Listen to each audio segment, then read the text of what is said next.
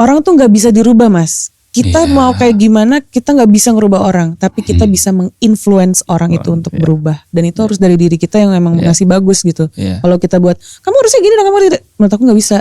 Tapi kita harus menginfluence dia sampai dia kayak, Danila kok kayaknya asik ya, gue kayak gitu juga deh. Kamu akan memaafkan orang yang nyakitin kamu ini. Kamu akan menyadari bahwa sumpahan-sumpahan kamu tuh jahat banget, gitu menurut aku. Dan akhirnya kayak, ya udahlah, gue happy aja. Urusan dia, gue udah damai ya pas segala macam itu sih Mas. Apa yang sudah terjadi itu bukannya dihapus tapi ditaruh aja. Itu pajangan tuh kayak action figure gitu yang gue pernah begini, gini. Kalau buat dibuang nggak bisa, dia akan kembali lebih besar dari itu menurutku.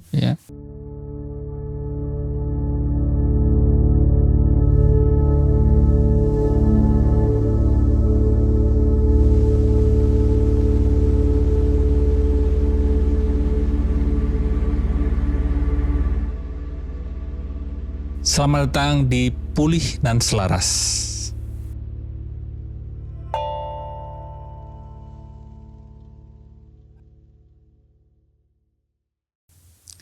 Kembali lagi di Pulih dan Selaras bersama saya, Aji Santoso Putro.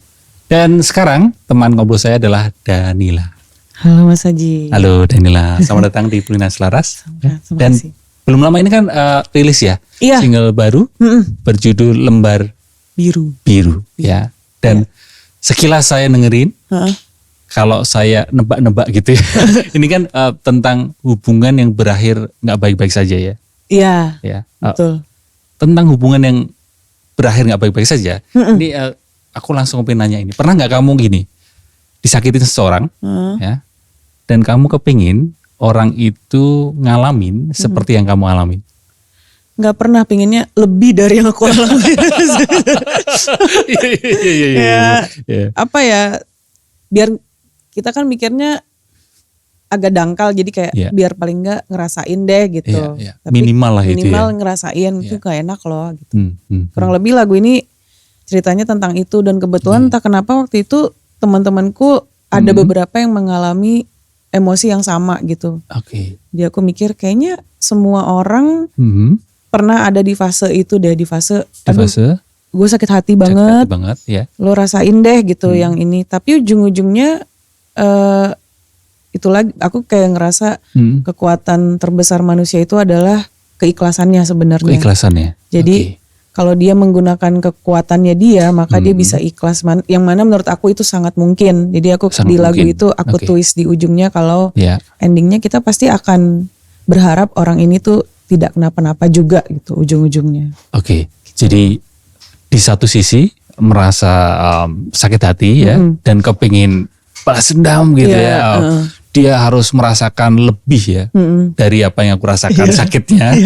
Tapi di sisi lain kamu bilang bahwa ada keikhlasan atau mestinya atau sebaiknya, bukan keharusan lah ya, tapi sebaiknya mengikhlaskan.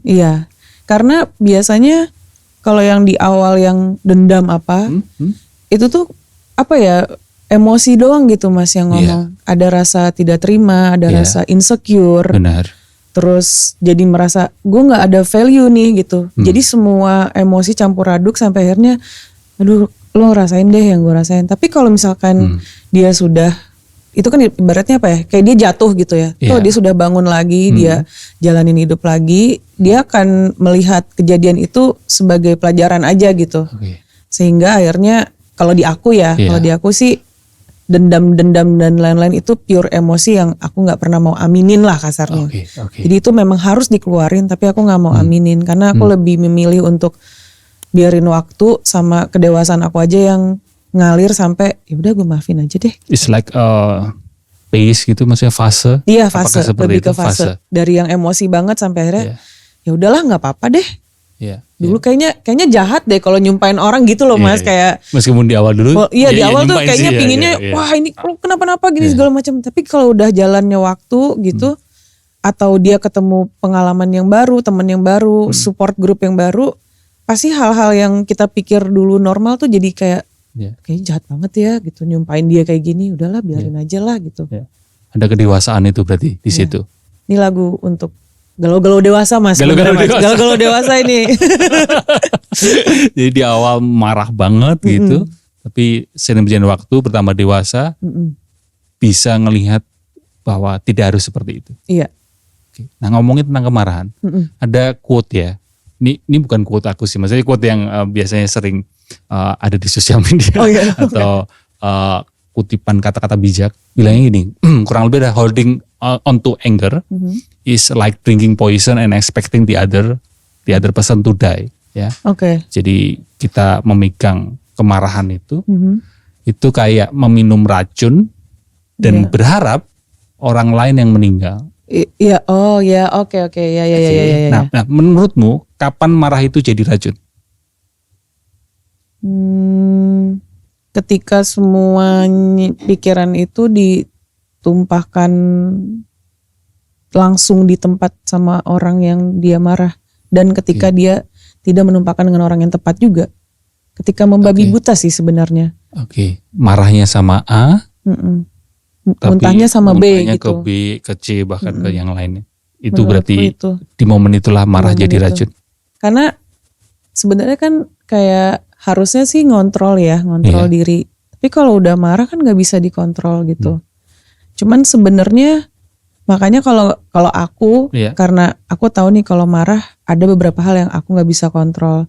Aku akan lampiasin, mungkin jelek ya, tapi ini kayaknya buatku pribadi sih lebih baik daripada merugikan orang lah. Jadi aku akan ngebanting barang yang aku punya gitu. Oke. Paling tidak ketika emosinya udah keluar sedikit gitu kan. Jadi ada space buat legaan lah, nggak penuh-penuh banget. Nanti biar dia turun baru bisa netral lagi. Oh, pernah kamu membanting barang pada waktu? Sering banget Mas. Oh sering? Sering banget. Sering. Saudaranya ketawa. Aku pernah banting apa contohnya barang apa? Handphone. Itu, nah akhirnya jadi belajar kan kalau itu adalah sebuah ketololan karena mahal banget Mas. Handphonenya udah gak bisa dipakai. Aku banting karena marah banget. Terus gak cuman banting handphone, karena dia mantul kena kulkasku Mas. Jadi kulkasku penyok. Kulkasnya juga kena ini. Secara visual kurang asik loh Mas.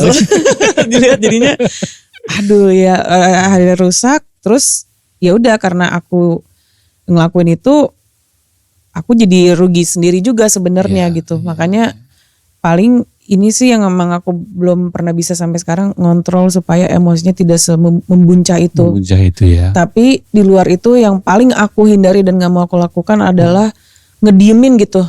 Ngungkep emosinya sampai berhari-hari, berbulan-bulan. Memendam emosi marah itu ya. Itu juga jadi racun ya. Dan wah itu bukan racun lagi Mas. Itu apa ya, bom. Itu tanpa sadar. Apa ya, aku gak tahu ya. Aku tuh misalnya ada kesel gitu sama orang, aku akan coba untuk mungkin sehari atau 2 hari diem dulu, terus hari ketiga aku kan kayak, gue sebenarnya waktu itu kurang seneng sih sama yang lo lakuin, tapi udah ya udahlah ya gitu. Daripada aku pendem, ujung-ujungnya aku nggak akan pernah tahu aku ngelampiasin ke siapa, dan mungkin orang itu nggak tahu gitu kalau dia melakukan sesuatu yang bikin kita sakit hati. Dan lebih salahnya lagi karena nggak bilang sih akunya Mas, aku ngerasa nggak kamu komunikasikan ke orang itu. Karena harusnya kita komunikasiin sama orang itu. Jadi nggak ada kayak, karena dia kan bukan peramal gitu Mas ya. Jadi dia nggak tahu kalau kita sebel, ditambah aku nggak suka ketika aku tuh harus pura-pura tersenyum di depan dia. Padahal sebenarnya aku sebel sama dia. Atau aku kayak ada siapa aja di situ, ada sini nih. Gue nggak ikut deh misalnya gitu. Aku nggak mau ngancurin pertemanan atau persaudaraan aku yang lain. Cuman gara-gara aku nggak ngomong, karena aku pernah kayak gitu. Dan akhirnya aku tersiksa sendiri karena aku kayak nggak jujur sama diriku gitu. Jadi kalau ada apa-apa, aku better sehari 2 hari aku hold dulu sampai aku bisa ngomong dengan energi yang lebih calm gitu. Karena kalau energinya masih marah tuh, dia juga mungkin akan nerimanya, tar dulu nih apa-apa nih, gue gak ada maksud apa-apa misalnya. Merasa offended gitu juga dia kan, betul. Mungkin ya kan. Jadi itu pure emosi tuh pure aku yang ngontrol sebenarnya. Jadi emosi marah itu kalau langsung diluapkan itu juga gak baik, itu gak baik, itu bisa jadi racun.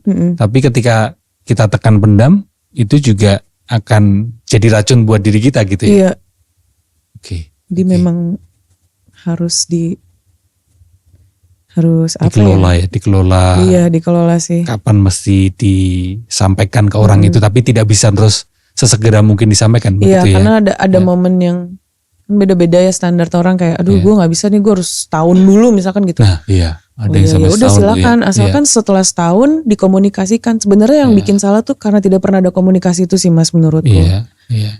Oke, dia mungkin memendam, dia tuh standarnya setahun atau 5 tahun mungkin ya. Ada yang sampai bertahun-tahun. Ada yang sampai bertahun-tahun, tapi kalau ujung-ujungnya dia komunikasiin sih menurut aku malah keren jadinya daripada dia diem aja. Iya. Kalau diem aja kayak anak SMP Mas. Beneran Mas, diem-dieman, musuhin si ini, musuhin si itu, kan zaman SMP kayak gitu ya. Nah aku kayaknya di umur kepala 3 ini aku kayak itu buang energiku sih Mas. Jadi mending ada ngomong langsung. Jadi apa ya? Oke, gue nggak suka ketika lo gini, terus pasti kan dia offended kan. Dan dia juga jadi mungkin malah kayak, ih Danila nggak asik nih ngomongnya gini-gini. At least gue jujur deh gitu. Gue daripada gue kelihatan manis lo demen sama gue tapi gue capek, mendingan gue nggak capek lo nggak demen sama gue, ya udah selesai menurut aku kayak gitu. Iya. Tapi di sisi lain kamu tadi bilang juga perlu ada jeda dulu ya, tidak bisa langsung sesegera mungkin dikomunikasikan kan? Ada, kalau aku ada jeda dulu, tapi biasanya tergantung, kadang jedanya nggak nyampe sehari juga udah kayak berapa jam gitu kayak bisa tergantung seberapa emosinya kan, kadarnya kayak bikin seberapa marah sih di akunya gitu. Oke. Kalau tadi kan marah bisa bikin jadi racun gitu. Tapi pernah nggak pengalamanmu? Ya ini personal ke dirimu. Pernah nggak kamu gunakan marah itu justru jadi energi untuk sesuatu yang baik tentu saja, bukan terkait racun, tapi justru menjadi sebuah energi baik gitu.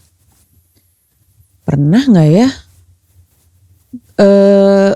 Lagu mungkin, menulis lagu pernah ada. Biasanya orang berkarya kan menggunakan energi marah untuk berkarya atau untuk olahraga atau untuk. Mungkin jarang sih Mas. Kayaknya kalau marah tuh aku lebih seneng frontal gitu. Oke.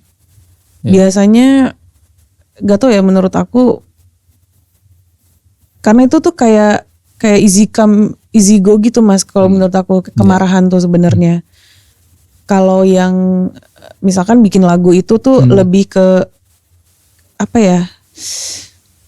Biasanya semua base karya yang aku pernah bikin pasti karena aku sangat sedih. Yang mana itu bukan tahap marah, lebih ke pilu gitu atau sangat happy gitu. Tapi antara sedih atau happy, yang di atasnya lagi tuh yang mendasari itu karena rindu Mas. Karena rindu menurutku. Lagu sedih, lagu happy itu semua base-nya ternyata kalau ditarik lagi, oh ini berarti kangen sebenarnya. Kangen momen itu ya. Sama curahan hati gitu yang kayak aduh pingin ngomong ini deh, pingin ngomong itu, pingin sharing deh gitu. Gue tuh kangen waktu ini loh, gue tuh pernah gini loh gitu. Itu base-nya itu biasa. Kalau marah biasa enggak, bahkan lagi olahraga juga karena sedih juga Mas. Jadi padahal lagi olahraga kayak udah nangis gitu Mas, gak apa-apa. Ada yang bilang gini kan, ketika orang nge-gym atau olahraga ada yang membakar kalori, tapi ada juga yang membakar kenangan. Aduh. Kenangan buruk ya bakar aja dikit-dikit gak apa-apa lah. Iya sih. Tapi ini jadi aku lebih bisa connect gitu, maksudnya ketika aku dengerin lagumu selama ini, terus sekarang ini kamu jelasin justru selama ini kamu berkarya energinya tidak ada energi marahnya, dan itu memang kelihatan dari karya-karyamu, dan lebih ke energi sedih, energi rindu ya, energi kangen gitu. Ya. Being present.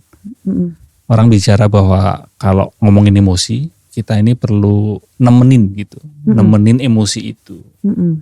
Gimana caramu ya, bukan cara orang lain tapi gimana pengalamanmu selama ini, cara untuk duduk bareng sama perasaan marah terutama, atau tidak harus perasaan marah sih, tapi duduk bareng bersama perasaan rindu itu, kamu menemaninya seperti apa? Tanpa langsung kabur ya? Iya. Pernah nggak kamu ngalamin gitu?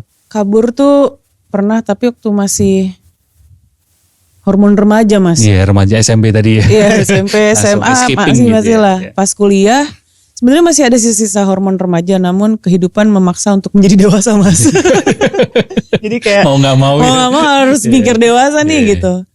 Kalau aku Sering biasanya momen-momen nemenin emosi aku tuh karena kadang gini Mas, lagi nggak ngapa-ngapain tapi tiba-tiba ada rasa pilu yang terus gitu keluar. Duduk aja terus bengong, dengerin lagu yang menurut aku bikin aku sedih ya. Relate dengan perasaanmu itu. Dengan perasaan, tapi secara musik ya Mas, bukan secara lirik.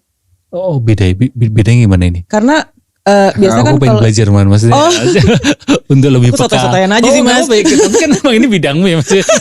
Musik gitu. Berarti ada musik lagu yang liriknya itu emosinya apa, tapi lagunya atau musik yang instrumennya berbeda. Iya. Okay. Biasanya kan kalau lagu sedih nih biasanya putus cinta atau apa, kecewa gitu-gitu ya. Cuman kan sekarang seniman banyak gitu. Kadang lagunya happy tapi sebenarnya liriknya tuh pedih gitu.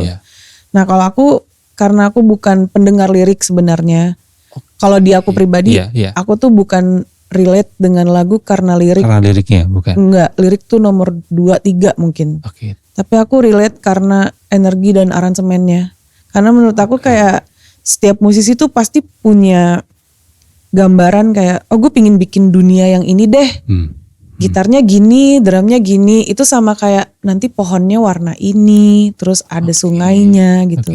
Kayak main The Sims gitu. Iya. Nah, referensinya game ya? Game, game lagi Mas, kebanyakan main. Memang tadi gitu, sempat ngobrol game ya. Nah, si lirik itu menurut aku adalah ucapan-ucapan dan drama yang spesifik gitu di dalam satu rumah. Sementara kadang-kadang aku nggak relate nih sama dramanya, tapi aku suka rumahnya gitu. Ya udah aku akan dengerin musiknya aja.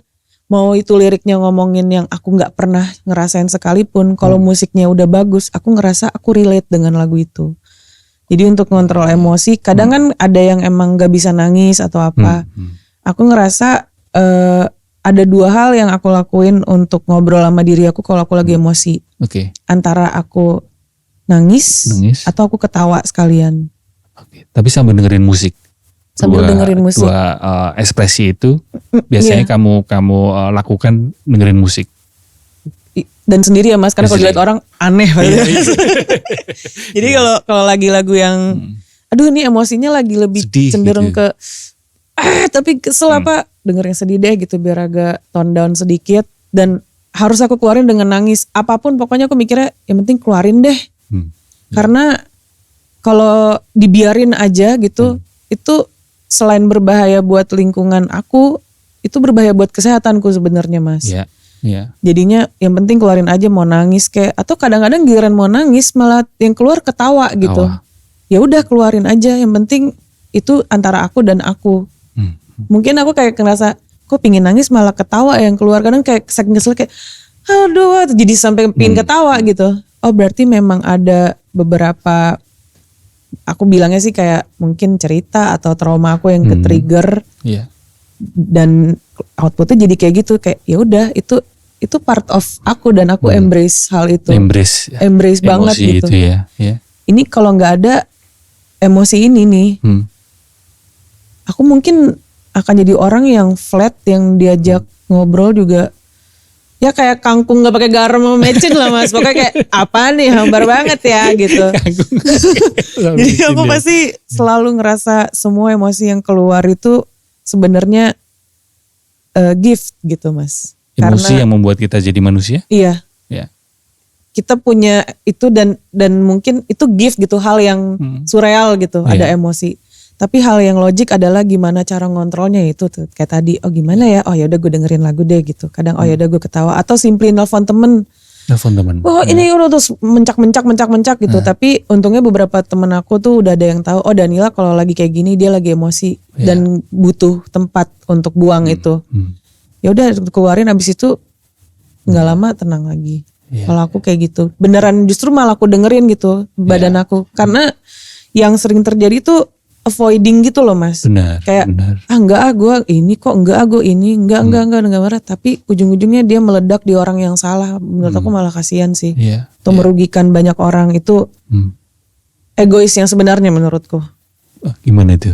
Ya karena dia mentingin dia nggak mentingin orang lain gitu. Ketika dia ngeledakin emosi dia sama orang lain, padahal orang ini nggak tahu apa-apa, cuman gara-gara ke-trigger misalnya, gimana nggak make sense, nggak.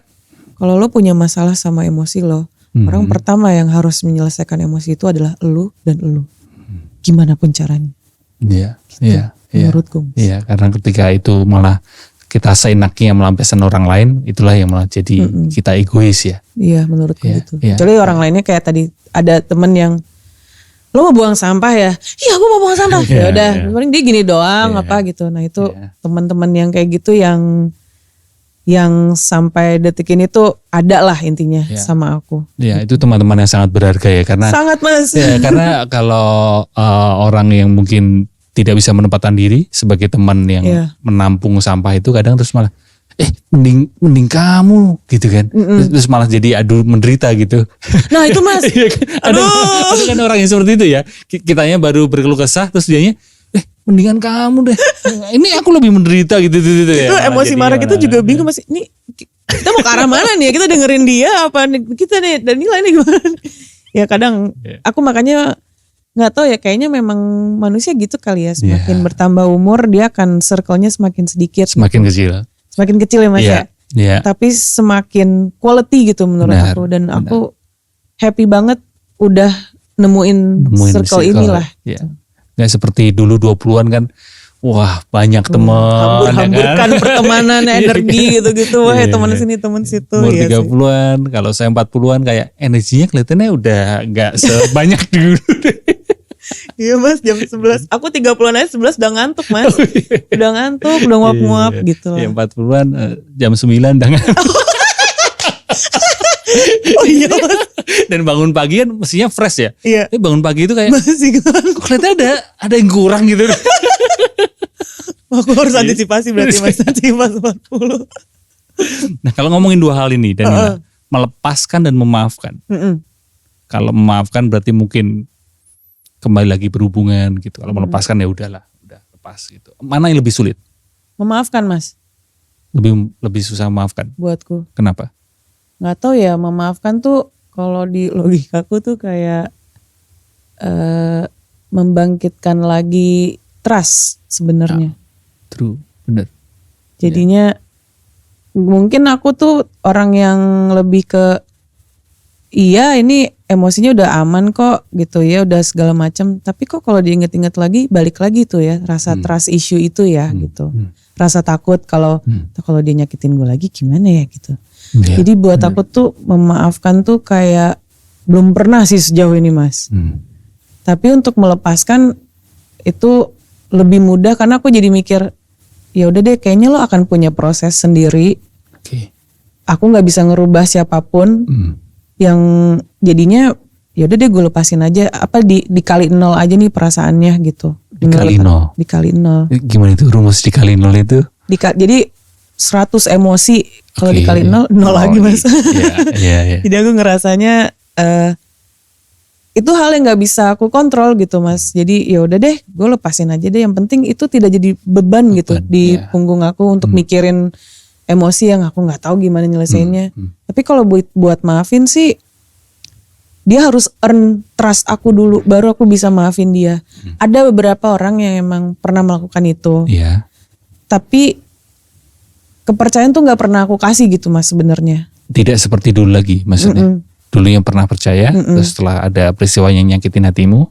Jadinya bukan aku kasih, oke ya gue kasih lo kepercayaan. Enggak, lo harus ambil kepercayaan itu sendiri. Lo ambil rasa trust gue, earn the trust, bukan I give you the trust. Aku enggak kayak gitu. Karena ketika dia earn trustnya, aku jadi merasa dia punya effort untuk at least memperbaiki dirinya sendiri. Gitu. Jadi melepaskan lebih asyik Mas. Memaafkan belum, jarang susah. Iya, kalau melepaskan ya udahlah gitu ya. Iya ya udah deh. Jalannya gitu. sendiri-sendiri lah ya kan. Biar Tuhan yang balas misalkan gitu, biasa kan kita ngomongnya gitu. Ya aku kayak gitu sih lebih. Memaafkan gitu. memang harus ada susah sih ya, susah. Tapi kalau ngomongin memaafkan tadi susah, lebih susah mana? Memaafkan diri sendiri atau memaafkan orang lain? Memaafkan orang lain Lebih susah maafkan orang lain. Buat aku. Iya. Kenapa? Kalau diri sendiri tuh apa ya? Misalkan aku ngelakuin kesalahan gitu. Iya. Duh nih, kacau nih, pernah gini, pernah gitu, jadinya gini kan gitu. Iya. Aku lebih kayak kalau aku nggak maafin diri aku sendiri, jadi stuck gitu Mas. Tapi ketika aku maafin, aku berarti secara tidak langsung percaya sama diri aku bisa lebih baik. Dan aku akan buktiin ke diri aku, gue gak akan jatuh di lubang yang sama lah gitu. Dan itu balik lagi menurut aku tuh berdasarkan apa dulu nih. Misalkan aku ngelakuin kesalahan karena aku yang mau. Dan biasanya sih aku ngambil keputusan tuh based on aku. Supaya endingnya aku belajar. Iya. Kalau based on orang lain, aku jadinya gedek sama orang itu Mas. Kayak lu sih gitu kan. Lu kan gitu kan. Kalau diri sendiri kan. Diri sendiri kayak gua sih. Berarti gimana dong? Betul. Tanggung jawabnya di akhirnya ke responsibility. Dan menurut aku itu lebih dulu sebenarnya ke diri sendiri susah Mas. Tapi makin kesini balik lagi kayak circle semakin sedikit, umur bertambah. Jadi semakin banyak waktu luang aku untuk ngobrol sama diriku sendiri. Kayak aku pernah nanya sama papaku kan. Biasalah kan stres-stres ya sebagai anak muda gitu asik waktu itu. Terus gimana ya Pak biar nggak ini. Kamu being present lah kata dia. Being present. Apa tuh kayak gimana tuh Pak gitu. Simple aja, kamu lagi makan gitu atau lagi minum jus misalkan. Jangan mikirin yang lain, bener-bener rasain apa yang kamu minum. Karena aku juga bilang, Pak kok aku suka lupa nama orang, aku lupa kejadian ini, aku kayak lupa banyak hal gitu. Skip gitu tiba-tiba ya? Skip Mas, tapi itu memang dari SMP, dari SD. Bahkan sampai teman SD aku tuh cerita, lo tuh pernah gini tahu dulu, gue gak ingat apa-apa. Karena aku gak pernah being present, gak tahu palanya di mana Mas waktu itu. Akhirnya kata papa, coba nikmatin apa yang ada di depanmu gitu sekarang. Ya udah minum jeruk, terus kayak rasain jeruknya enak ya, fokus gitu sama apa yang dilakuin. Ada di situ. Jadi bukan minum tapi sambil mikirin atau apalah gitu. Apalagi sekarang distraksi banyak. Iya, benar sekali. Banyak sekarang banget. Distraksi banyak banget. Nah, aku akhirnya mencoba karena papaku bilang itu dari aku umur 25 tahun.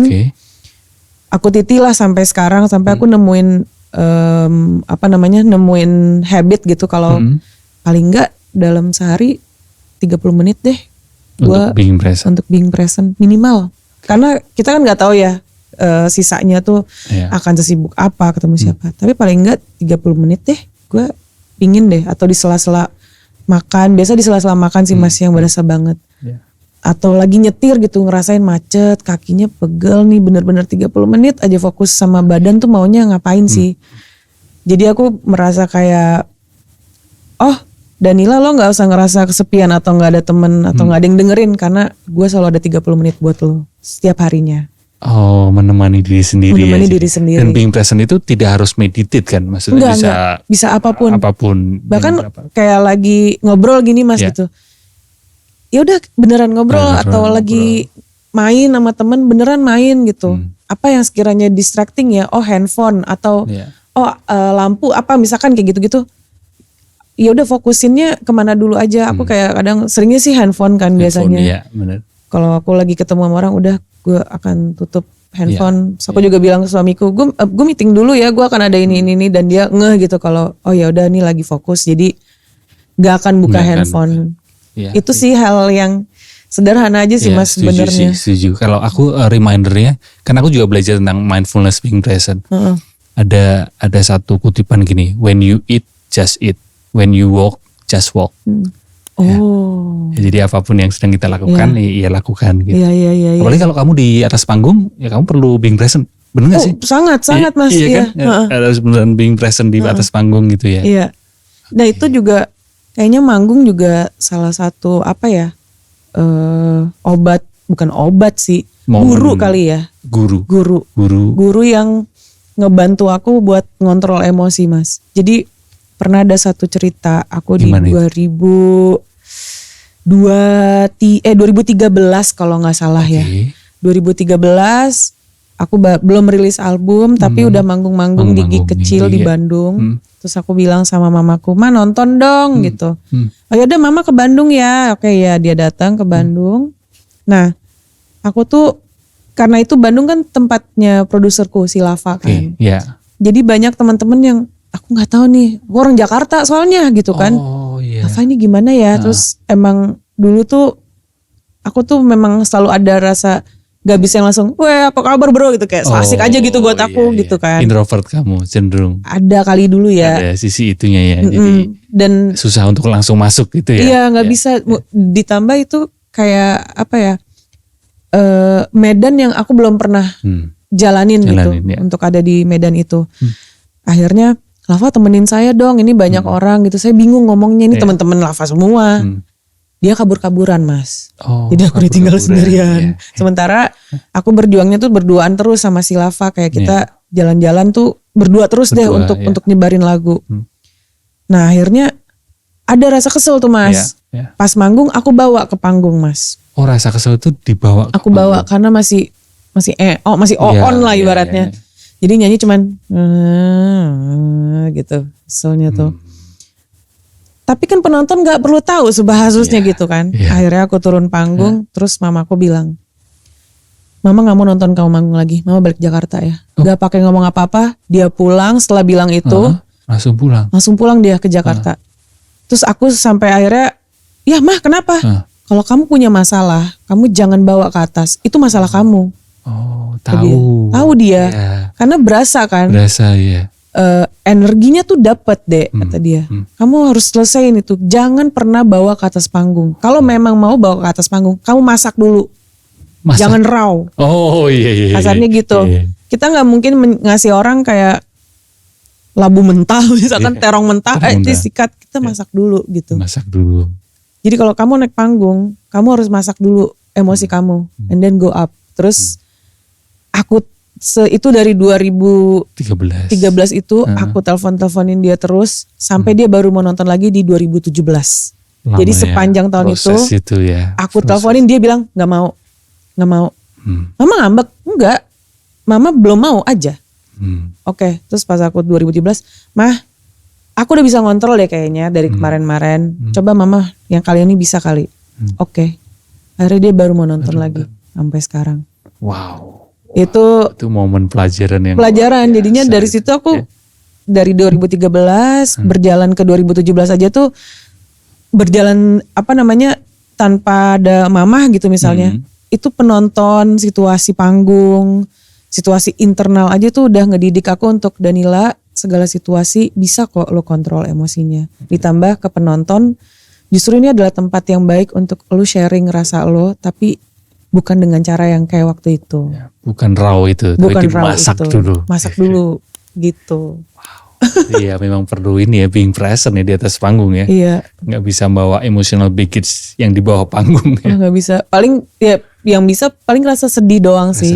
Itu aku kayak ngerasa sedih tuh kayak apa ya, kayak tirai gitu mas. Kalau di rumah tuh rasa sedih tuh kayak tirai gitu. Dia tuh cantik gitu sebetulnya menurutku ya. Dia tuh cantik, dia tuh harmless. Jadi rasain aja rasanya, gak apa-apa. Karena sedih tuh biasanya long last di hati daripada marah menurut aku ya. Kalau yang aku ngerasa kalau aku sedih tuh lebih lama gitu. Kayak walaupun udah lama terjadi tapi kalau ingat lagi, aduh sedih ya. Ya udah nangisin aja, gak apa-apa. Itu aku selalu mikir ada beberapa trauma yang triggering atau apa gitu. Jangan dikasih makan. Tapi jangan dikasih makan gitu. Jangan kayak dikasih makan dan jangan dihindarin juga. Aware aja kalau itu ada. Kalau dia nggak ada, lu nggak sekeren ini. Menurut aku gitu. Jadi jangan dikasih makan, diromantisasi kayak gitu. Jangan dilebay-lebayin, jangan. Pun jangan diabaikan juga. Cukup tahu aja. Oh ada trauma. Mau ngomong apa? Nggak ngomong apa-apa. Gue cuma ada doang. Biasanya mereka juga cuma ada aja. Cuma ada ya. Mereka tidak pernah. Mereka tuh justru menurut aku ya kayak cahaya yang tersakiti justru. Kasihan kalau kita disingkirkan, tapi jangan dikasih makan karena kalau nggak makin gede itu yang nguasain badan kita semua sampai nggak bisa ngapa-ngapain. Azek kata gue. Azek kan. Serius nih mas. Serius ya. Danila versi serius ya ini. Sebenarnya dari dulu gini mas, cuman emang gitu bersihin nama. Gitu Tapi tadi loh, ya Mas. sedih memang seperti tirai cantik gitu.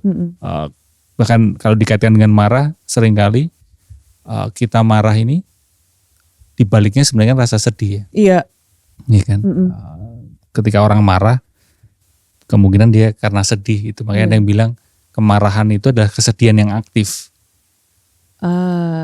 Iya. Kesedihan itu bisa jadi kemarahan yang pasif. Iya. Ya, Benar-benar, Mas. ini berkaitan sedih dan marah gitu. Iya sih. CS-an mereka ya. Cesan. Oke, Tapi iya sih, Mas, ini benar sih. kita ada pertanyaan dari audiens. Wih, audiens ya kan? Aku baca di situ. Oke, siap. Aku belum ngintip dulu. Oke. Audiensnya kan banyak. Itu tulisannya habis ini bacain jawaban dari audiens ya. Oh gitu. Oh, pertanyaan itu. Kalau jawaban mereka apa? Lebih susah? Oh, ini Anastasia 26. Memaafkan diri sendiri. Oh, lebih susah maafin diri sendiri. Oh, beda sama Danila berarti ya. Iya. Ya. Kalau dia alasannya soalnya kalau orang lain bisa pergi. Tapi kita harus bangun setiap hari sama cermin yang nunjukin semua kesalahan kita. Jadi kayak nggak bisa ngumpet sama diri sendiri. Bener juga sih. Bener, Mas. Ya? Tapi aku memilih menghadapinya sih, Mas.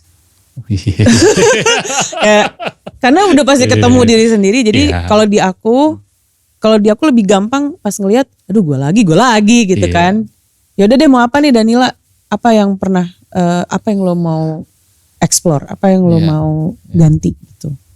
Kalau orang lain mungkin karena aku masih bisa ngontrol diriku sendiri kali ya. Nah, ada sisi itu ada bahwa diriku bisa aku kontrol, sedangkan orang lain kan aku nggak bisa, aku nggak tahu, dan aku nggak mau ngabisin energi untuk ngontrol orang, karena menurut aku orang tuh nggak bisa dirubah, Mas. Kita mau kayak gimana, kita nggak bisa ngerubah orang, tapi kita bisa menginfluence orang itu untuk berubah, dan itu harus dari diri kita yang emang ngasih bagus gitu. Kalau kita buat, kamu harusnya gini dan kamu harusnya, menurut aku nggak bisa. Tapi kita harus menginfluence dia sampai dia kayak, Danila kok kayaknya asik ya, gue kayak gitu juga deh.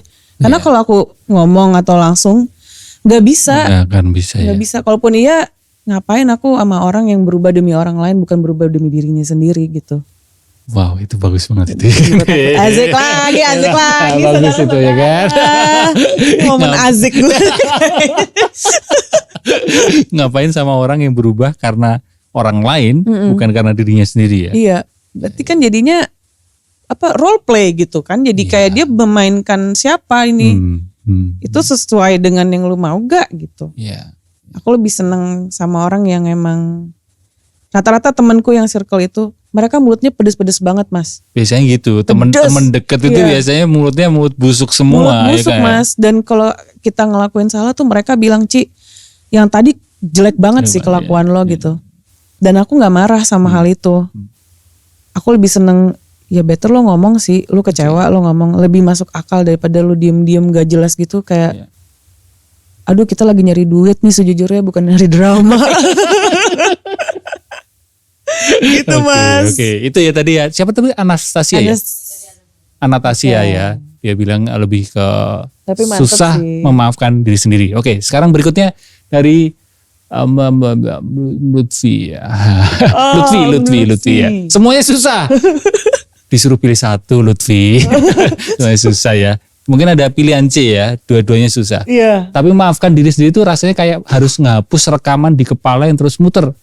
Kenapa gue enggak, harusnya gue sedih ya. Oke, jadi semuanya susah tapi kelihatannya cenderung lebih susah maafin diri sendiri. Ya. Menyesal. Ya. Menyesal. Karena itu tadi harus ngapus ingatan yang pernah dia lakukan. Kalau tujuannya itu. Siapa? Lutfi ini kata gue ya. Kalau muncrat kalau di pala gue nih. Kalau tujuannya ngapus ya susah, soalnya nggak bisa Mas. Itu kan sudah terjadi kan. Makanya aku selalu merasa apa yang sudah terjadi itu bukannya dihapus tapi ditaruh aja. Itu pajangan tuh kayak action figure gitu yang gue pernah begini, gini. Kalau buat dibuang nggak bisa, dia akan kembali lebih besar dari itu menurutku. Jadi ya udah dia embrace aja. Oh ya gue emang punya ini sih. Oke, berarti gue ngapain ya biar gue nggak punya ini versi 2 gitu. Kedua, ya. Dan diri kita adalah orang yang melihat action figure itu kan, maksudnya melihat ingatan itu kan. Kalau memang lihat ingatan berarti itu. Berarti kan kita terpisah dari ingatan itu kan. Iya. Nah itu mungkin juga bisa jadi tips untuk lebih bisa memaafkan diri sendiri ya. Itu kayak apa ya Mas? Aku ngeliatnya kayak mau itu hal yang baik atau yang buruk yang pernah terjadi, let's say kesalahan di sini, itu tuh justru sumber kekuatan aku untuk berubah sebenarnya. Sumber kekuatan untuk berubah. Karena kalau aku tenggelam di penyesalan terus, sebenarnya aku kayak tidak menghargai kalau sebenarnya gue bisa kok berubah gitu. Kayak tenggelam terus, mungkin karena terlalu sakit kali ya. Iya. Tapi itu dia, jadinya di aku tuh selalu ada kontrol yang, Danila ini bakalan sakit banget loh kalau misalkan lo jalanin ambil keputusan itu sakit banget loh, lo ready gak? Gue gak tahu kayak apa sakit tapi gue ready deh. Tapi kalau misalkan aduh gue gak ready aku gak akan ambil. Oh, kembali ke kontrolnya di diri sendiri ya. Kalau sekiranya kayaknya gue belum bisa kayak makan pedas aja Mas, merah banget nih, kayak pedas banget nih, gue berani nggak ya nanti sakit mah atau beol-beol gitu kan? Nggak apa-apa ngomong beol ya? Nggak apa. Beol-beol. Ayo udah deh ready gitu, ready masuk rumah sakit, ya udah makan. Dan terima resikonya. Terima resikonya, itu keputusan, makanya keputusannya harus diambil sendiri. Tapi kalau emang tiba-tiba ada dari eksternal gitu yang nyakitin hati aku selalu balikin kayaknya ini hal yang gue gak bisa kontrol deh. Yang bisa balik lagi gitu, yang bisa kontrol perasaan aku gak mau ngurusin yang ini dulu, gue harus benerin ini dulu nih. Kalau di aku selalu balikin semua ke aku dan harus lakukan semua keluar dengan caraku. Dan itulah kenapa kamu memilih lebih sulit memaafkan orang lain ya. Iya, soalnya earn the trust tadi menurutku. Oke. Masih ada ini? Ini jawabannya ini ya. Tergantung. Dari Aras Weo. Kalau sakitnya dari orang lain, lebih susah maafin mereka. Tapi kalau kita yang nyakitin diri sendiri dengan tetap bertahan di hubungan toksik itu yang paling berat dimaafin. Wah, hubungan toksik. Iya. Kalau hubungan toksik itu yang paling berat dimaafin. Memaafkan diri sendiri maksudnya ya. Karena kita masih bertahan di hubungan toksik itu gitu. Aku tapi kayak ada apa ya? Ada cerita. Pemikiran gitu. Ya ada cerita sih kayak. Ini momen anjay lagi nih kayaknya. Jadi aku punya sahabat gitu, dia tuh kerja dan intinya dia punya toxic relationship dengan atasannya lah. Terus dia tidak pernah memberanikan diri untuk resign dari kantor itu sampai akhirnya 2 tahun dia resign. Terus dia bilang, kenapa ya gue gak dari dulu ya, kenapa gue bertahan toksik ya, kenapa gue mau ya, kenapa gini. Tapi pas aku pikir-pikir lagi, kayaknya masalahnya bukan ke situ deh pertanyaannya. Bukan masalahnya ke situ. Bukan di itu, bukan kenapa dari dulu, enggak. Tapi memang time-nya harus 2 tahun. Aku bilang sama dia, kayaknya lu mesti 2 tahun, karena kalau enggak, lo gak akan sadar kalau itu tuh sebenarnya membuat lo lost gitu. Kadang-kadang ada orang yang makanya kayak, gue mah setahun aja udah bisa langsung cabut gue gitu. Tapi buat dia, karena standar orang beda-beda, cara pikirnya beda-beda, background keluarganya beda-beda. Buat sahabat aku ini, dia sepertinya butuh 2 tahun untuk bisa disadarkan, ini 2 tahun nih checkpoint, lo masih mau di sini apa enggak gitu. Kayaknya enggak deh, ya udah cabut. Akhirnya dia milih enggak. Tapi kalau misalkan kayaknya iya, berarti sebenarnya dia masih punya energi itu. Menurutku gitu. Sampai dia jengah sendiri. Jadi aku bilang, lo nggak usah mikirin yang lalu-lalu kenapa gue gini, kenapa gue gitu. Harusnya lo pikirin, kalau yang harusnya lo pikirin adalah, itu udah lama buat gue. Sekarang gue sadar nih udah lama. Apa yang lo mau lakukan selanjutnya? Apa yang lo mau heal dari lo supaya lo hidup dengan rasa-rasa yang lo punya sekarang gitu. Menurut aku gitu. Jadi lo nyesel boleh, lo bego-begoin diri lo sendiri boleh, tapi lo jangan lupa dong, lo share bagusnya lo juga. Lo harus menghargai diri lo juga gitu. Dan jangan disalahin mulu dirinya, karena kalau disalahin mulu dia akan terus diinjak-injak menurut aku sih gitu. Jadi aku kayak merasa semua orang tuh sebenarnya selalu tepat waktu, Mas. Semua orang pasti tepat waktu. Pasti tepat waktu. Mereka punya ada waktunya masing-masing. Jadi kalau kita lihat siapa, udah punya mobil 800 rental gitu misalkan. Kok gue belum ya, padahal umur dia lebih muda dari gue. Enggak, karena memang learningnya bukan itu. karena usahanya bukan itu. Jadi aku selalu ngerasa enggak kok, lo emang chapter lo lagi yang ini, film lo ceritanya yang ini. Jadi jangan mundur untuk kayak regret gitu. Enggak, ya oke, lo tahu, lo cukup sadar aja listnya apa aja tuh waktu itu. Kedepannya apa yang lo lakukan lagi dan apa yang lo nggak perlu lakukan lagi menurut aku gitu. Pokoknya selalu tepat waktu. Selalu tepat waktu ya, dan tiap orang punya waktunya masing-masing ya. Betul. Ya. Dan kalau kita bicara tentang single barumu yang lembar biru, ya kan? Karena itu tadi temanmu kan berarti melanjutkan hidupnya lembar baru. Ya kan, ini menutup lembar biru untuk lembar baru. Untuk lembar baru. Lembar birunya tentang hubungan yang berakhir nyakitin. Ya iya, kan? yang sebenarnya ya mirip sama tadi yang toksik. Iya. Sebetulnya toksik sih, karena aku nggak tahu sih sebenarnya toksik kan luas ya Mas ya. Iya. Tapi apapun yang membuat hati kita tuh terluka lah sebenarnya. Iya, sakit hati gitu ya. Lalu apa pelajaran terbesar dari hubungan yang berakhir menyakitkan? Dapat cerita Mas. Dapat cerita. Cerita yang seperti apa? Sesuatu yang bisa aku sharing gitu.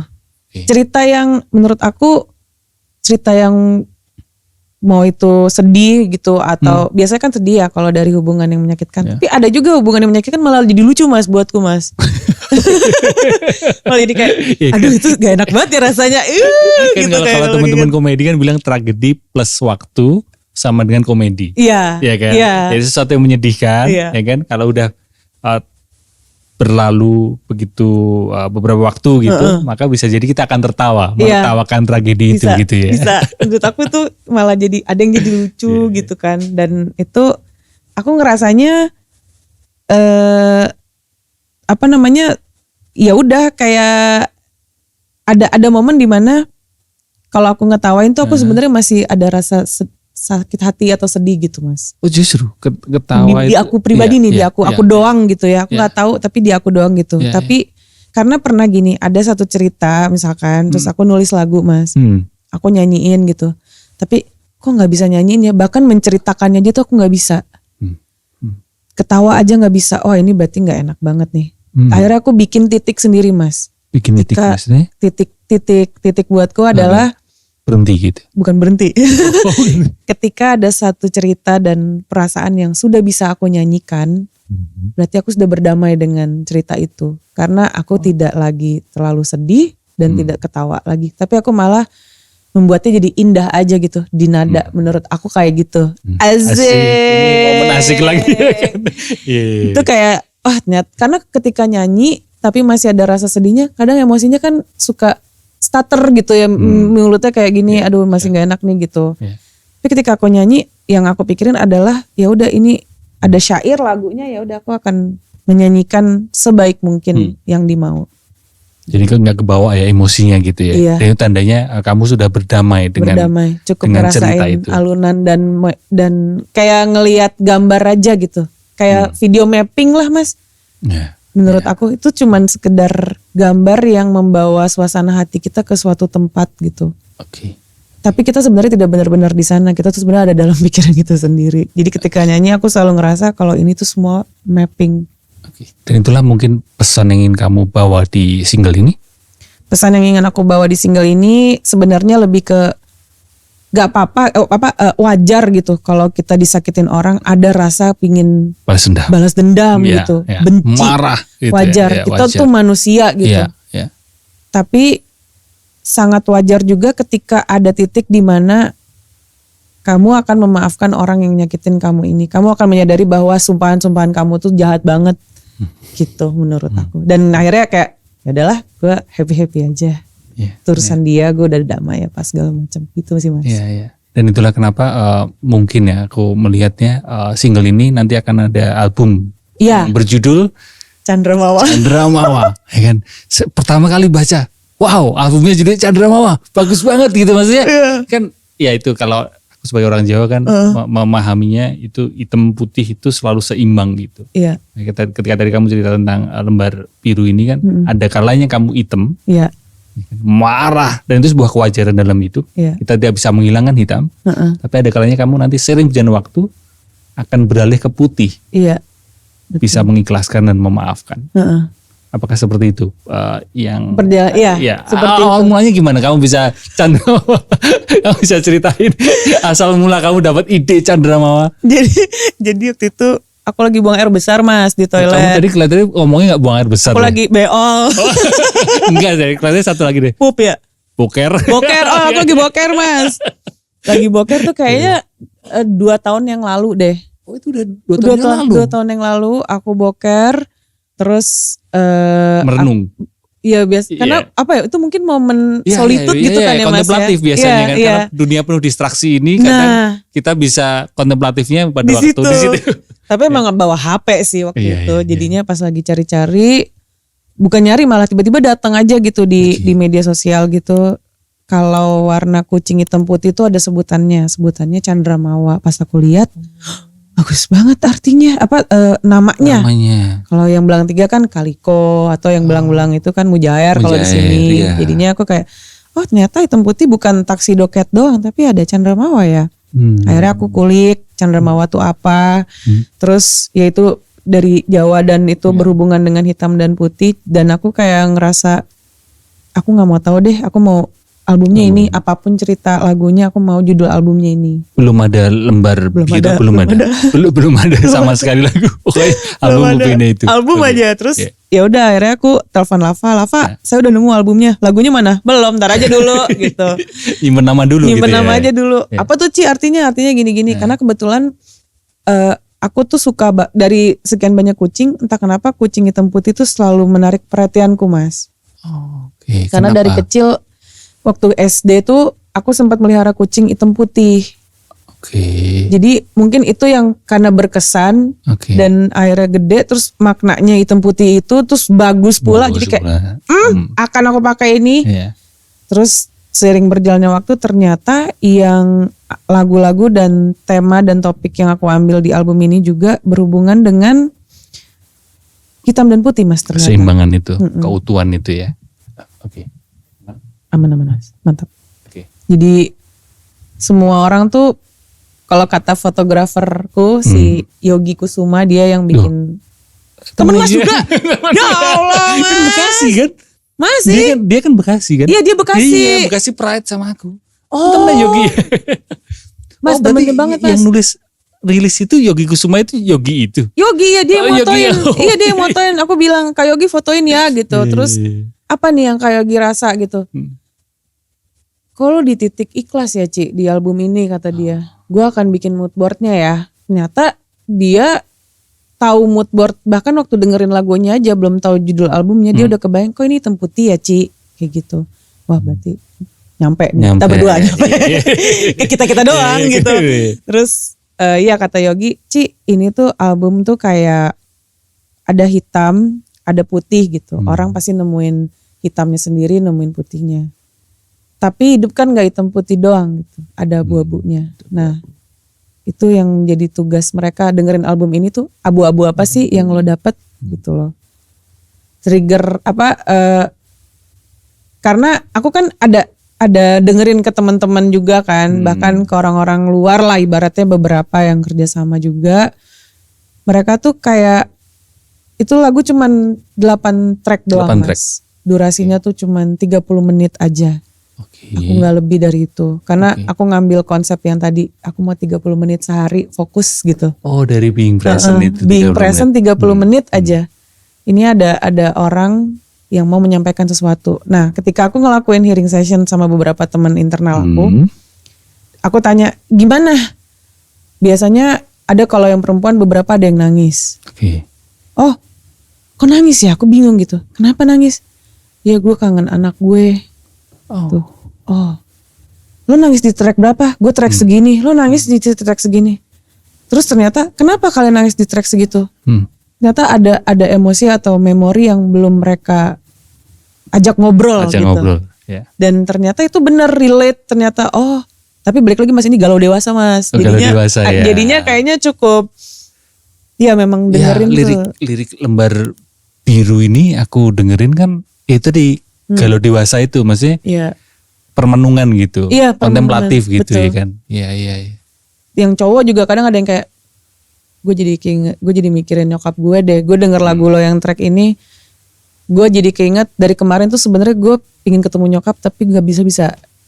Jadi ada ternyata lagu ini nge-trigger mereka kayak ngingetin, lu belum ngobrol sama gue nih gitu. Dan aku harapannya jadinya oke, dengan begitu kalian bisa, ini adalah medium kalian untuk punya waktu ngobrol sama diri kalian sendiri. Kira-kira apa nih yang bikin kalian sesuatu lah gitu. Akhirnya jadilah si Chandra Mawa ini. Si Yogi juga bilang ini album ikhlas banget. Dan di album ini tuh aku juga ada duet sama Bilal Indrajaya. Si Bang Ganteng itu kita eksploitasi lagi. Beberapa waktu lalu pernah ngobrol juga di sini. Pernah ngobrol di sini. Tinggi besar sekali dia. Tinggi besar dia memang. Sama aku ada nyanyi sama Hara atau Rara Sekar. Loh kan dia di luar. Iya, kita remote bisa. Sama satu lagi Sandra Yatifai. Dulu tuh kita pernah bikin Darah Muda tapi kita hancurkan. Tapi di sini dulu ada Darah Muda ya. Ada. Cuma di sini aku pingin, boleh nggak kalian tuh tampil sebagai kalian aja gitu. Kita bukan Darah Muda, udah nggak ada lagi gitu.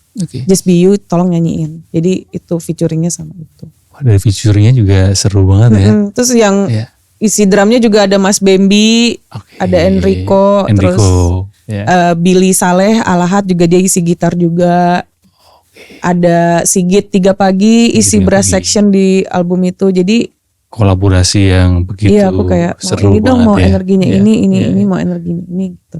Bisa Ci, ayo. Jadi dengan apa yang kamu sampaikan di awal tadi bahwa kamu melihat musik itu liriknya itu justru nanti gitu. Tapi justru ini ya. Kayak musiknya itu instrumennya atau energinya itu ya yang itu jadi lebih. Kayak kalau lihat rumah tuh orang pasti kan dari luar dulu ya Mas. Nah musik tuh atau intro itu tuh kayak warna rumahnya apa nih, eye catchy gak gitu, terasnya kayak gimana. Mereka nggak mungkin kebayang dalamnya kayak apa. Karena aku kalau punya rumah tuh pasti ada jendela tapi di beberapa spot doang yang gede gitu. Tapi kalau di depan aku nggak ngasih jendela. Jadi orang nggak semata-mata bisa lihat drama di dalamnya kecuali lo fokus masuk ke dalam dulu. Ini dunia gue. Selamat datang.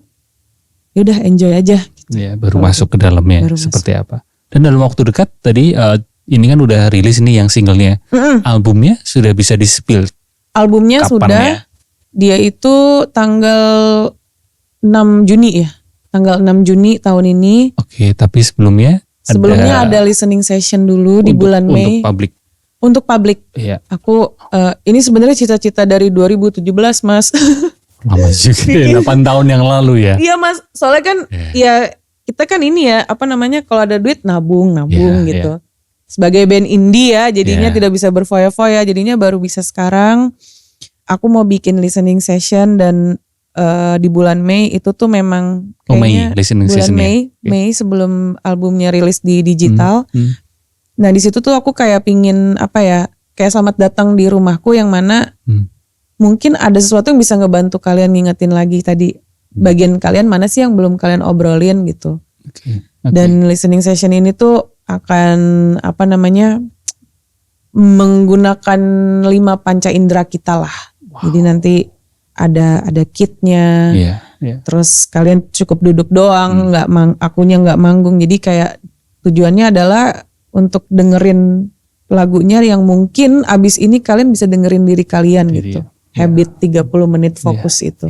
Being present 30 menit. Being present 30 menit karena ya nggak tahu ya sekarang bener-bener susah banget Mas. Banyak distraksi dan sebagainya. Terlalu banyak, bahkan dengerin lagu aja tuh mungkin nggak full gitu. Sementara aku orang yang masih, menurut aku tuh album tuh masih matters lah. Kayak album tuh seperti kita ngundang orang makan malam gitu Mas, ke kita kasih appetizer, main course, dessert sampai terakhirnya terakhir. Dan termasuk ngobrolnya juga. Iya itu isinya. Itu Mas buatku. Bukan cuman oh ya nih cilok misalkan gitu. Terus udah lupa enggak, aku ada cerita dan mungkin ada dampak buat kalian yang baik gitu dari rangkaian makan malam ini gitu. Jadi ini buat teman-teman nanti kalau kepingin ikut listening sessionnya bisa update ke Instagrammu tentu saja. Bisa nanti karena aku mempromosikan sendiri. Jadi pasti dari Instagram aku pasti aku akan infoin. Cuman ya itu dia. Danila ya. @Danila Riyadi di Instagram. Oke. Jadi silakan update teman-teman. Iya. Biasanya langsung lihat ya. Saya lihat Instagram kalau ada saya. info langsung ini ya apa namanya daftar apa sih ikut beli tiketnya, beli tiketnya nanti untuk akan ada listening session ya. Cuman ini memang masih dimasak dari pertengahan tahun kemarin Mas sebenarnya masaknya si listening session ini. Jadi belum ada info selanjutnya seperti apa ya? Cuman kita ada tanggal tapi memang ini konsep segala macam tuh dari pertengahan tahun kemarin udah. Oke. Jadi silakan diupdate ya. Oke. Terima kasih Danila sudah Mas Aji. Di sini mungkin ada yang mau disampaikan ke teman-teman terkait dengan single album. Apa ya? Single kalian dengerin aja kalau mau dengerin enggak juga nggak apa-apa.